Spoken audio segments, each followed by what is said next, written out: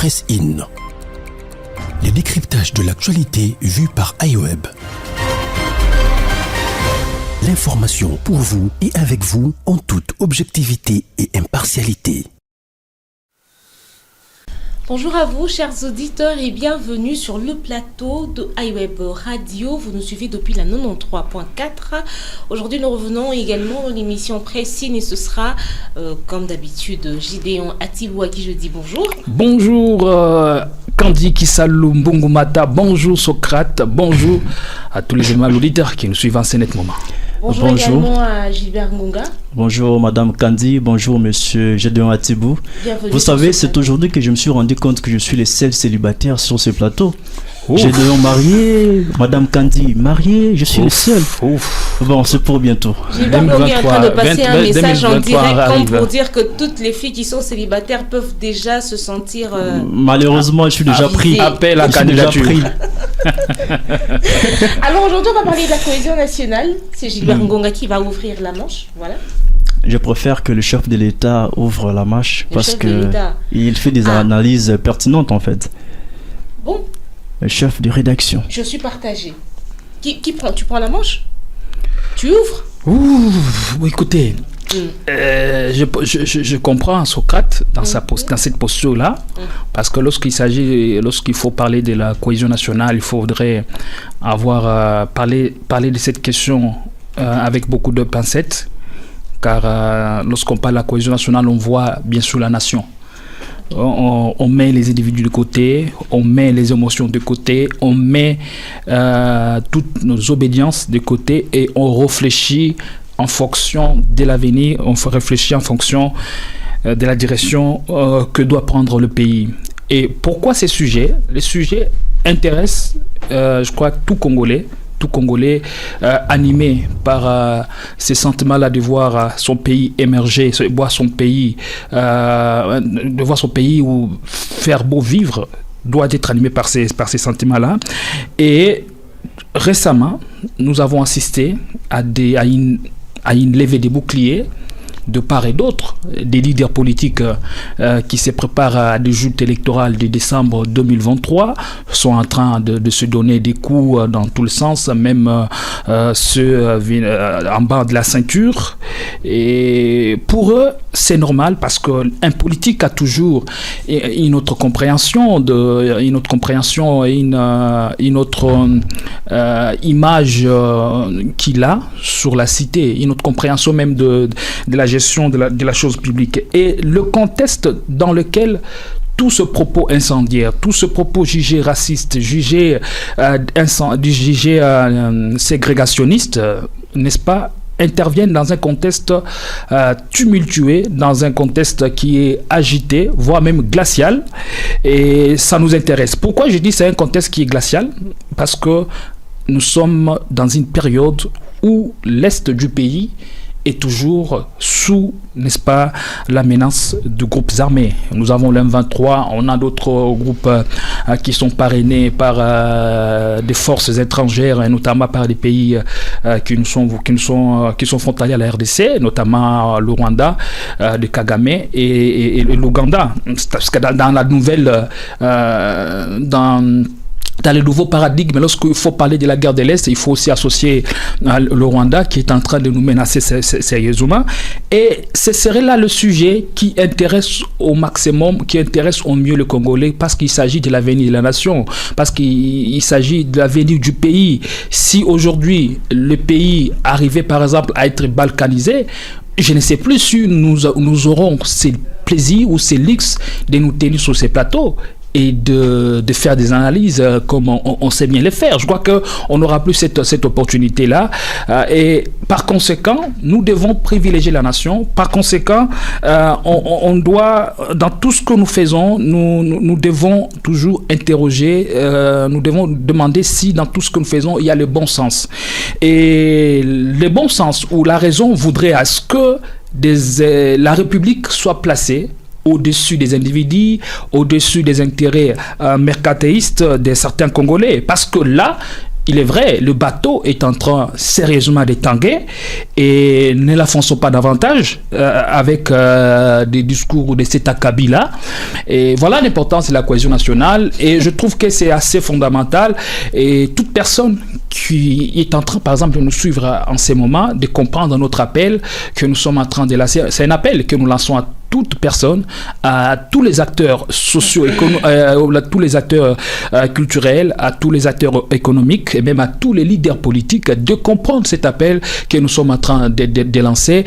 Un sujet aussi bénin comme le sujet lié à la nationalité des pères et des mères ou des semi-mères et semi-pères. Je crois que ces sujets-là, à ce moment-là, ne devaient pas se poser avec acuité car on a de multiples sujets qui pouvaient bien intéresser l'ensemble de la population congolaise.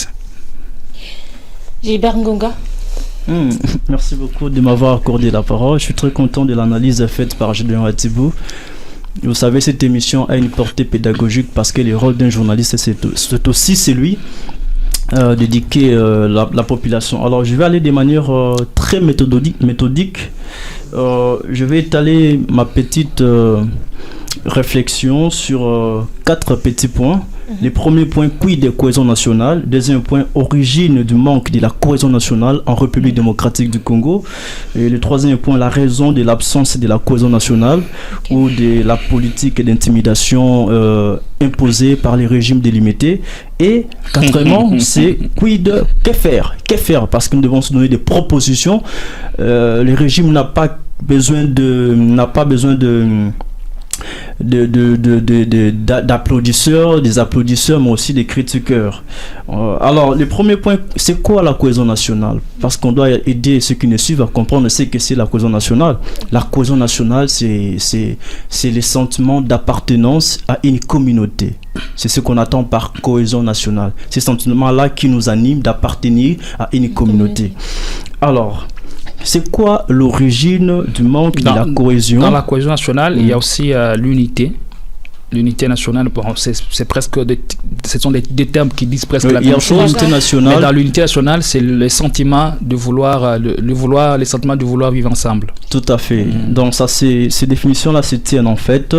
J'ai donné la définition basique, générique, pour permettre la compréhension de tout le monde. Donc la cohésion nationale, c'est le sentiment d'appartenance à une communauté. Alors c'est quoi l'origine? Parce qu'aujourd'hui, il y a manque de la cohésion nationale en République démocratique du Congo. D'où ça a commencé? Alors, il y a 6 éléments que j'ai énumérés qui attestent qu'il n'y a pas la cohésion nationale en République démocratique du Congo. Le premier élément, c'est l'arrestation et la condamnation de Vital Kamerhe. Arrêté, condamné à 20 ans de prison, puis il sera acquitté par la même justice. Il était frustré. Son parti politique également. Donc ça a créé une division au sein de la famille politique du chef de l'État. Là, c'est le premier élément. Deuxième élément, c'est l'arrestation des Kabound, jetés en prison de Makala. Jusqu'à maintenant, il n'y a pas de suite. Troisième élément, c'est les poursuites judiciaires contre les sénateurs Matata Ponyo qui ne cessent de créer au scandale et à l'acharnement. Cinquième élément, c'est la reconsidération de l'accord de Nairobi, l'accord qui fait de Vital Kamerhe président de la République en 2023 et Tshisekedi président chef du gouvernement. Cet accord a été reconsidéré. Si bien qu'en politique, les accords se font et se défont, mais le respect et la morale est aussi utile en politique. Et le tout dernier élément, c'est les discours racistes et séparatistes, et ça et là. Là, c'est les plus récents en fait. Il y a quelques il change de camp aujourd'hui, hein? Non. Je ne parle. Je dis à quelqu'un. Il y a certains politiques, comme il a dit dans l'entrée, qui se lancent, n'est-ce pas, dans ces discours-là des séparations et des discours racistes, sans pour autant les citer. Alors, ce sont là les 6 éléments qui attestent qu'il n'y a pas la cohésion nationale en République démocratique du Congo. Alors, le troisième point, c'est quoi maintenant la raison de l'absence de la cohésion nationale en République démocratique du Congo, où il y a la politique d'intimidation installée par les régimes de l'UMT. La raison, c'est que j'aime toujours citer Machiavel en fait, parce que je les lis beaucoup en fait, excusez-moi. Machiavel, dans son livre Le Prince, il a dit, en politique, il y a 2 façons de se comporter. Soit on se comporte comme renard, on ne fait pas de bruit, On est humble, on se réserve et tout, on se montre élégant, gentil avec tout le monde. Là, c'est d'une manière. De l'autre part, on peut se comporter comme les lions. Les lions intimident et font du bruit. Alors, c'est ce qu'a fait le chef de l'État, Félix Tshisekedi. Avant d'obtenir les pouvoirs, il s'est comporté comme les renards. Donc, il est doux. Après l'avoir obtenu, il se comporte comme les lions. Il intimide les esprits critiques. Donc c'est ça la raison qui cause le manque de la cohésion en République démocratique du Congo. Autre chose, c'est la rupture de la coalition FCC-Cash, la rupture de la coalition entre Kabila et Tshisekedi. Beaucoup de gens disent que Tshisekedi n'avait pas gagné l'élection présidentielle en 2019 et que c'était Martin Fayulu. Alors, selon ces analystes-là, c'est Kabila justement qui avait confié le pouvoir à qui? À Félix Tshisekedi. Alors, après avoir obtenu ces pouvoirs-là, il a créé la séparation, il a brisé en fait ou cassé les murs qui les mettaient ensemble avec l'ancien président Joseph Kabila. Alors, après avoir énuméré tous ces éléments-là, le dernier point c'est que faire? Parce qu'il y a manque de cohésion, je vais donner les causes, les conséquences, l'origine même. Alors, que faire? Parce que nous sommes journalistes, nous devons aussi apporter des propositions, des solutions aux problèmes auxquels nous identifions dans la société. Alors, deux choses. La première des choses, les pouvoirs en place doivent chercher les branches sur qui s'appuyer parce qu'on ne gère pas les pouvoirs seuls. Quand vous gérez, vous obtenez les pouvoirs, il faut avoir des branches sur qui s'appuyer pour mieux gérer. Et parmi ces branches sur qui s'appuyer, il y a la justice, il y a les services de sécurité, il y a les banques, il y a l'église et il y a même les médias. Alors ici, je vais mettre l'accent sur des branches importantes sur qui s'appuyer pour créer la cohésion actuellement. La première branche, c'est la justice. La justice, pourquoi? Parce que la justice, son rôle est de chercher les infractions. Par exemple, aujourd'hui, il y a certains ministre comme Didier Boudimbu qui a prononcé des discours séparatistes au vu et au su de tout le monde. Il devrait être interpellé par la justice pour dissuader les autres de ne pas se lancer dans cet angle-là. Là, c'est le rôle de la justice. Et j'avais dit deuxième élément, c'est les églises, la religion. Vous savez, la religion, pourquoi? Parce que les églises ont la capacité de justifier l'inaction de l'homme politique. Et les églises ont aussi la capacité de messianiser, passez-moi les termes, de messianiser l'homme politique. D'où l'expression « toute autorité vient de Dieu ». Donc les églises peuvent dire à leurs fidèles, bon, les leaders, n'est-ce pas, des églises peuvent dire à leurs fidèles, non, ne vous occupez pas de la politique est diabolique, elle vient du diable, en tout cas, vous devez donc les leaders là peuvent dépolitiser les comportements de leurs fidèles. Non, ne mettez pas trop votre attention sur la politique, concentrez-vous sur Dieu. Et puis, ils peuvent aussi messianiser le rôle de l'homme politique pour dire que non, il ne faut pas les critiquer, ce sont les hommes de Dieu, c'est Dieu qui les a choisis. Si vous les critiquez, vous critiquez Dieu. Et ces églises-là ont ces rôles plutôt à jouer dans la société. Alors, pour terminer, là, c'est les églises, mais le gouvernement aussi a un rôle important à jouer. Son rôle, c'est quoi? Son rôle, c'est de créer ce qu'on appelle la technique de placebo. C'est une technique utilisée en médecine, c'est-à-dire donner une vraie solution, n'est-ce pas? Donner une fausse solution à un vrai problème. C'est ce que la politique aujourd'hui, ou les hommes politiques, je dirais mieux, le gouvernement doit faire. Si le gouvernement est incapable de créer la cohésion en un an de l'élection présidentielle prévue le 20 décembre 2023, le gouvernement peut créer l'illusion du changement. Donner une fausse solution à un vrai problème. Pour comprendre cette technique de placebo. Alors, une fois, ils ont dit Desango, Banganzam, l'église catholique. Moko, Azan à Kinshasa, Moko, ça fait qu'à Kinshasa, mais il a voyagé à Jérusalem. Et or, à Jérusalem, c'est là où on a enterré Jésus, selon l'histoire biblique. Alors, à Kinshasa, à Jérusalem, Sombelanga croit à Jésus, les morceaux de la croix de Jésus, parce que c'est très cher. Et selon les témoignages reçus, tout celui qui touche à ces morceaux de la croix de Jésus a la guérison. Peu importe ta maladie. Alors, ça, on a qui n'a pas de sango.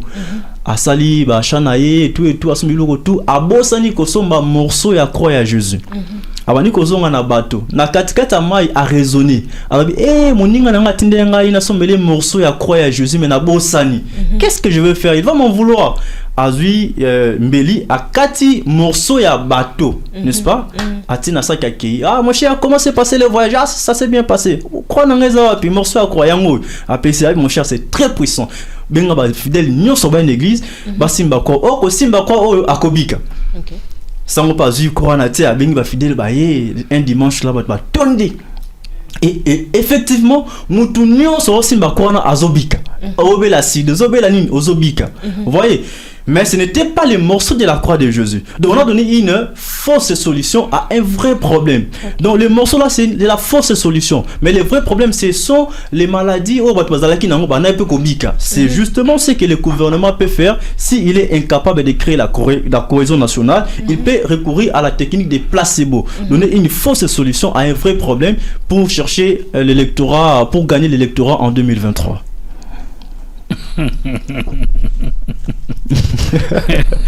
Qu'est-ce qu'il y a? Donc, du début à la fin, l'homme est resté cohérent par rapport à lui-même, logique. Et il est allé avec sa logique jusqu'au bout. Et il finit en disant, voilà, pour gagner l'électorat. Donc, tout ce qui nous intéresse ici au Congo, c'est les élections. C'est tout ce qui nous intéresse. Quand il parle de la technique de placebo, quand il parle de la cause qui est même la cause qui fait que aujourd'hui nous puissions marquer ou nous puissions assister à une nation qui n'est plus soudée assister à des Congolais qui ne sont plus soudés entre eux-mêmes, c'est la politique. Et depuis une certaine période, le Congolais commence à s'intéresser de plus en plus à la politique ici chez nous. Et la population ou le peuple s'identifie à des candidats ou à bien des acteurs politiques. Nous avons par exemple le Kasaï. La plupart ou la majorité des Kassaïens s'identifient à un leader politique. Vous voyez, la plupart de Katangais s'identifient aussi à un leader politique. Donc, la manière la plus simple, parce que là, il est vrai, il faut le reconnaître tout haut, qu'on est mis en bras la cohésion nationale. La cohésion nationale est mise à 10 épreuves. Et c'est la faute incombe entièrement aux gouvernants, aux gouvernants.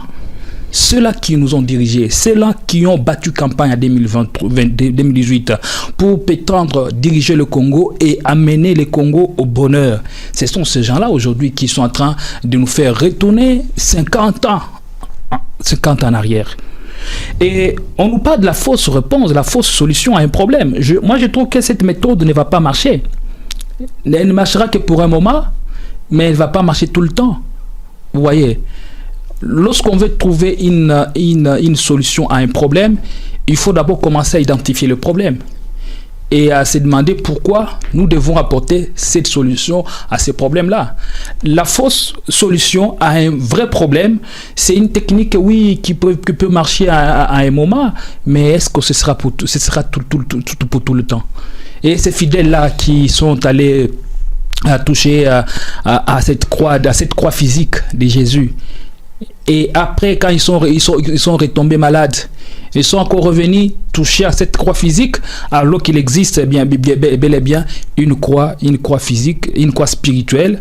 Et je crois que toute personne qui est passée par cette croix-là n'est jamais rentrée comme elle est venue. Ça, c'est le message même véhiculé dans l'une des chansons par l'artiste. C'est quoi cette croix spirituelle dont tu fais allusion en politique? Écoutez, je suis en train de répondre parce que toi tu as parlé de la croix. Tu parles de la croix physique. Tu faisais allusion à quel problème? C'est pour justement répondre. C'est pour répondre à cette question de dire voilà la fausse réponse la fausse solution à un problème peut marcher, oui, je suis d'accord que ceci peut marcher, mais pour un moment, mais il ne marchera pas tout le jour. Je crois qu'il faut identifier les effets, il faut identifier les causes et identifier les causes. Il ne faut pas s'attaquer aux effets, identifier les causes et rapidement essayer de trouver la réponse. Et pour moi, à mon avis, je pense que la raison qui est en train de nous mettre en cet état, c'est beaucoup plus le pouvoir pour le pouvoir. Il a débuté, il a parlé de guerres ou encore de guerres de leadership. Il a parlé de l'électorat en 2023. Tout tourne autour des élections. Tout tourne autour de la politique. Est-ce que si notre pays donnait suffisamment de l'emploi aux jeunes, si notre pays arrivait à donner du pain à des Congolais qui sont affamés, si notre pays arrivait au moins à pacifier l'Est du pays, est-ce qu'il y a encore des gens ou des jeunes gens qui s'intéresseraient aujourd'hui à la politique? Tout tourne autour de la politique. Et la politique, c'est elle qui est à la base de ce malheur. Lorsqu'on arrive au pouvoir, on ne pense plus à la nation. On pense d'abord à ses propres intérêts et on pense, n'est-ce pas, comment conserver le pouvoir le plus longtemps possible. Et c'est à cela qu'on est en train d'assister. Il y a une loi qui a été déposée à l'Assemblée nationale par les députés Singe Polulu. Cette loi n'a jamais passé. Cette loi avait été déclarée irrecevable par le bureau d'études de l'Assemblée nationale. Et ce sont maintenant le gouvernement, le membre du gouvernement, irresponsables qu'ils sont, qui vont nous ramener un sujet de diversion sur la place publique. Vous parlez d'un sujet éminemment important en qualité de qui? Vous êtes membre au sein du gouvernement et le gouvernement ne peut pas avoir des prises de solutions sur une question qui est censée être réglée par les élus du peuple. Vous voyez? Alors, sans moi ça l'imbroglio qu'on arrive à nous présenter, on doit recréer. Il y a urgence que l'on recrée la cohésion nationale ou encore la ressusciter. La cohésion nationale a été mise en branle par la politique, et bien par ces sentiments-là de vouloir diriger, avoir le pouvoir pour le pouvoir, diriger et être à la magistrature suprême au détriment d'un autre camp. Et ça, se malheureux. Vous l'avez rappelé dans votre analyse que lorsqu'on a le pouvoir, il faut partager le pouvoir. Lorsqu'on perd le pouvoir ou on perd les élections, on ne perd pas totalement. Et lorsqu'on gagne les élections, on a le pouvoir, on ne gagne pas totalement. Vous voyez, il faut comprendre cet aspect. Et moi maintenant, je suis en train de lancer un appel à la responsabilité. Le leader politique doivent comprendre la responsabilité. Ils doivent comprendre la mission pour laquelle ils ont été établis. Parce que tout part de là. Si on a des leaders au moins responsables,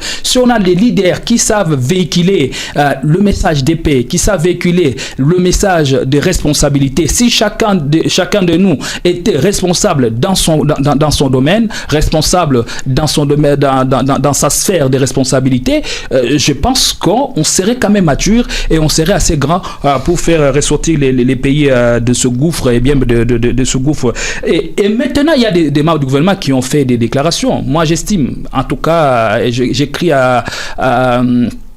j'estime qu'il faudra mettre des sanctions. Parce que si maintenant, on n'arrive pas à sanctionner des ministres qui ont y avoir de propos incendiaires, de propos de division et de propos de haine. Parce qu'on parle de la haine. La haine, pourquoi? Parce qu'il s'agit d'une question qui n'est pas à l'ordre du jour au niveau de l'Assemblée nationale. Pourquoi vous pouvez jaillir comme une souris naine et parler de cette question? Je crois que c'est quand même insensé et ça n'a aucun sens.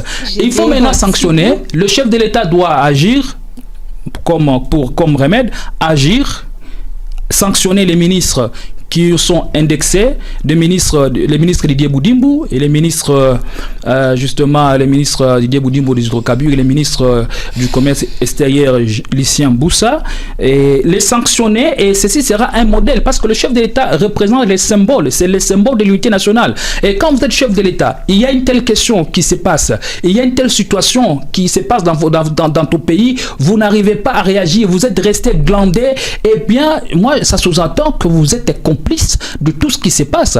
Et moi, si c'était un membre de sa fratrie, un membre de son cercle restreint qui serait vilipendé ou attaqué, comme on le voit avec les cadres d'ensemble ou encore ceux-là qui ne sont pas des pères et des mères congolais, je crois que le chef de l'État allait réagir avec la promptitude que je lui reconnais. Vous voyez, mais comme il ne s'agit pas des cadres ou comme il ne s'agit pas de membres de sa fratrie, le chef de l'État est resté au moins campé sur son silence et là, ça me fait un peu peur. J'insiste encore, il faut recréer cette cohésion nationale. Elle est très très importante pendant que l'Est du pays est en train de partir. Lorsqu'on arrive à coaliser les énergies, lorsqu'on arrive à coaliser les efforts, on peut être fort et mettre hors d'état de nuire l'ennemi qui est en train de nous agresser, l'ennemi que connaît et qui est déjà débusqué. C'est quand même anormal. Anormal pourquoi? On arrive à diviser les Congolais contre leurs frères, on arrive à avoir des problèmes avec Kabila, on a des problèmes avec Matata, on a des problèmes avec Kabound, on a des problèmes avec qui encore? Voilà.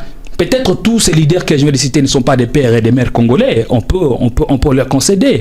Et pendant ces temps, la République a besoin des hommes forts. La République a besoin de la cohésion nationale. Pendant ces temps, vous laissez les compatriotes, vos frères, et vous attendez la main à Kagame pour demander son cahier d'adresse. Eh bien, quelqu'un comme Moïse Katumbi en ce moment, vous aidez avec son cahier d'adresse, puisque lui, il a été au Katanga et il a quand même ramené les investisseurs. Quelqu'un, par exemple, comme Kabila, comme Matata qui est très réputé à l'international, pouvait bien vous aider avec un cahier d'adresse et arriver à chasser Kagame au lieu d'étendre la main au cahier d'adresse d'un sanguinaire qui est Paul Kagame. Madame, quant à votre avis? J'ai suivi l'intervention de Gilbert Ngonga qui a carrément ouvert le débat ou l'analyse, et puis après Gédéon Atibou et sa réponse à la réaction aux propos plutôt de Gilbert Ngonga. Bon, je vais commencer avec Gilbert en disant que pour moi, la politique de l'effet placebo n'est pas du tout une solution pour notre pays, pour la République démocratique du Congo, pour notre population. Pourquoi? Parce qu'on l'a subi. Dans un sens, d'une manière ou d'une autre, on l'a subi. Et en ce moment, on a besoin de solutions réelles et durables. Ça veut dire que l'effet placebo, quand on dit placebo, ça veut dire que pendant un temps, ça te donne l'impression de réussir, mais plus tard, et ça ne dure pas longtemps non plus, tu te rendras compte. C'est comme quelqu'un, par exemple, qui a de la malaria ou qui a des problèmes de rein. On vient lui donner un comprimé de Novalgine pour calmer la douleur. On lui dit, ce produit que tu es en train de prendre va résoudre ton problème de rein. Tout passe par la tête. Le cerveau met le corps en condition, à savoir que quand je prends ce produit, je soigne mon problème de rein. Il y a cet effet qui fonctionne pendant un temps, jusqu'à ce qu'au bon moment, le vrai souci, la vraie maladie ressurgisse. Va surgir. Et quand ça va ressurgir, la population va sérieusement se soulever parce qu'ils se rendront compte, la population se rendra compte qu'elle s'est fait berner une fois de plus, sans compter le nombre de fois où c'est déjà arrivé, à volonté ou pas à volonté. Le 8 juillet 2022, le gouvernement va dire de la politique de la cohésion nationale, le guide et le programme de l'initiation à la nouvelle citoyenneté en RDC.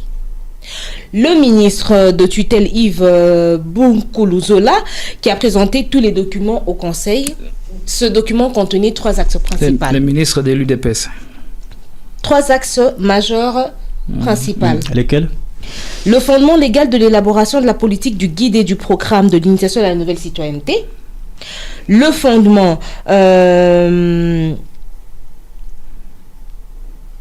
J'en passe, je crois qu'il y a une petite erreur. L'opportunité d'élaboration de la politique du guide et du programme de l'initiation à une nouvelle citoyenneté. Si je dois seulement prendre le premier point, le fondement légal à l'élaboration de la politique du guide et du programme de l'initiation à une nouvelle citoyenneté, est-ce qu'on a pu mettre ça sur pied? Et ceci sous-entend quoi? Ceci sous-entend l'accompagnement des instances habilitées à donner la réponse à ces problèmes-là. Et entre autres, le gouvernement qui doit être le gardien du temple, qui doit veiller sur ces points-là que vous venez d'énumérer. Qui a entièrement échoué sur ce plan. Il y avait une motivation qui accompagnait tout ceci, c'était placer l'homme au centre de son développement social et culturel, parce que la RDC aspire, à l'instar de la plupart des pays au développement, à devenir un pays développé à l'horizon 2050. On a lamentablement échoué. En une année qui nous reste, c'est même plus une année, je crois que c'est 11 mois quelques semaines. Parce qu'on va s'intéresser maintenant plus aux élections de 2023. On ne va plus s'intéresser à des questions sérieuses. Est-ce que la cohésion nationale va apporter un plus en ce moment? Est-ce que la cohésion nationale d'abord sera réelle? Pourquoi est-ce que je reviens au mot de Gilbert qui a dit que le président en fait, l'FCC et le Cash ont rompu, déjà, ce sont eux qui ont commencé à se diviser. Ils ont rompu l'alliance qu'ils avaient. Quelle était la raison? Qui a commencé à partir? C'est l'FCC? Alors, madame, si vous permettez... Attends, s'il te plaît. La raison pour laquelle il y a eu cette séparation entre FCC et Cash, c'était que ce qui était dit, qui était divulgué, c'était que l'FCC mettait les bâtons dans les roues au projet et au fonctionnement du Cash pour faire développer le pays. Bon, qu'est-ce qui nous prouve que ce même problème qu'il y a eu quelques années passées pourra être résolu en si peu de temps et nous donner des solutions à nous qui sommes la population? Quand l'on veut, l'on peut. Madame, si vous permettez, non. Si vous avez fini, quand l'on veut, l'on peut, non, parce qu'on ne peut pas s'appuyer ne suffit pas sur la cohésion nationale pour espérer qu'il y ait un changement dans le reste des mois que nous avons. C'est la volonté ne suffit pas pour faire changer les choses. Le président de la République a la volonté, mais on n'arrive pas. C'est la première autorité qui a en tout cas une forte volonté de changer les choses. Mais il lui manque quelques tacts. Il lui manque quelque chose pour impasser maintenant la vision qu'il a pour le Congo. Et maintenant, le plus grand risque avec la cohésion nationale, c'est que l'on va vers une guerre civile. Ça, je le dis tout haut. On va vers une guerre civile si l'on ne prend pas en compte tout ce que nous sommes en train de dire sur ces plateaux. Et maintenant, tous les ingrédients sont réunis, tous les éléments sont à notre portée, et bien pour dire voilà, on va vers un affrontement sanguin entre les populations, contre leurs frères et entre les leaders politiques. Ce serait malheureux pour que ceci arrive à notre pays. Vous avez mal compris la technique des percebos que j'ai expliqué tout à l'heure. J'ai dit, si les gouvernements n'arrivent pas... Peut-être que vous avez mal expliqué. Ok, attendez. Si les gouvernements n'arrivent pas à créer la cohésion nationale, il peut recourir à la technique, n'est-ce pas, de placebo. Vous voyez, c'est ce que je dis. Et pourquoi je ne fais pas arriver? Et pourquoi ne peut pas c'est une hypothèse. Pourquoi il ne peut pas arriver à qui doit être validée à la fin de 2023. Si il n'arrive pas, il peut recourir aux techniques ou à la technique de placebo. Pourquoi justement? Parce que la population a tellement subi, tellement encaissé. On a tellement joué avec la population en tenant des propos mensongères, des promesses qui n'ont pas pu être réalisées. Est-ce qu'on peut s'attendre, juste pour quelques secondes, à la fin de mes propos, je parlais de l'électorat. Pourquoi? Parce que le but d'un parti politique, c'est de conquérir le pouvoir et de le protéger le plus longtemps même possible. Même quand on ne fait rien. Vous voyez, là c'est le but ça, de la politique. Voilà pourquoi quand je fais mes analyses, même quand on ne fait rien, à la fin, je parlais de l'électorat. Et puis les deuxième chose que je te dis, les discours séparatistes qui se tiennent ça et là. Il y a d'une part les gens qui prononcent ces discours et de l'autre part les gens qui se victimisent. Il y a Katumbi qui se victimise. D'abord les gens qui prononcent ces genres de discours séparatistes, qu'est-ce qu'ils visent? Attirer l'attention de la population congolaise. Et ceux qui se victimisent attendent aussi de la population congolaise la sympathie, comme Moïse Katumbi, comme Mouyambo, comme Ada Bombole, qui seraient touchés par ces discours séparatistes. Ils veulent attirer l'attention de la population envers eux. C'est ça la politique. Nous les connaissons tous. Et pour terminer. Donc ça vous l'avez déjà dit. Madame, je me pose la question. Pourquoi le gouvernement ne saurait pas recréer la cohésion nationale?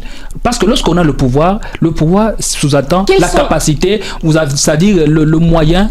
Lorsqu'on a le pouvoir, on a tout le moyen possible. Quel est le degré de patriotisme qu'on peut retrouver en eux tous pour espérer qu'il y ait réellement une cohésion nationale qui va réellement apporter la solution au problème des Congolais? C'est ça que c'est. Permettez, juste une petite phrase là. Tu as dit la politique. Non, tu as dit on a besoin des hommes forts. C'est ça que je dois dire. On n'a pas besoin des hommes forts. On a besoin des institutions fortes et non des hommes forts. Là, on doit les retenir. Non.